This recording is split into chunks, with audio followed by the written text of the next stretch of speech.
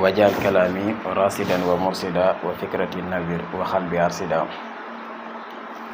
xada fakk xabala xada basta fadala fa durru walla wa naf jaayi. mbokk yi maa ngi leen di nuyu bu baax te di leen ziyaara te di leen ñaanal jàmm ju sax dàkk insha allah. di leen wax ngeen woy di abonné tey partager vidéo yi tey laal zem bu fekkee liggéey bi neex na leen.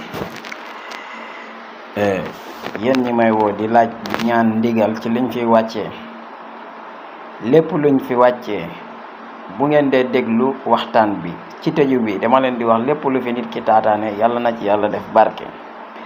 loolu kay boo amul ndigal ci liñ lay jox duñ la ko ñaanal yàlla. lépp lu ngeen taataanee ci seen bi rek yàlla na yàlla def ci barke te yàlla soppi loolu yëpp ay yiw insha allah. te lépp lu ngeen ci wut itam yàlla na yàlla woon leen ci lu ko we seen njort. yaakaar naa loolu leer na. yow mi bëgg a bokk ci groupe université asrar bi bàyyil ma benn message te wax ma sa tur ak sa sant.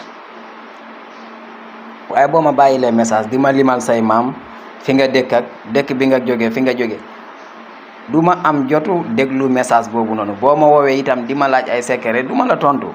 danga may bàyyil message bu fekkee ci groupe bi nga bëgg a bokk. bu fekkee ci sama wàllu liggéeyu bopp nag nga may woowee bu boobaa mën nga ma woo appel normal.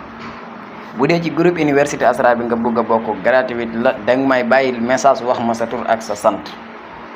ñu baal ma ci kàddu gi. yow mbokk mi nga xam ne dangay wut place wala nga am place sax bëgg place bi dox, wala déedéet danga nekk ci place bëgg sa garaat yokk, wala danga bëgg jiite place barab bi nga nekk. dangay bind musallas bi boo paree nga wërale ko la yastaxlifannahum bind ci benn sangu, beneen bi nga bind ko def ko ndomb.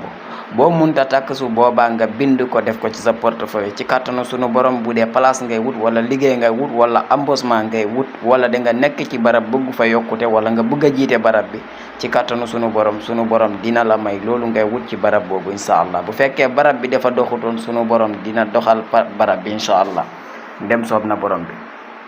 woy leen di abonné tey partage vidéo yi. yàlla mi am jàmm te ku mu jàmmal nga am jàmm yàlla nam ñu boole jàmmal.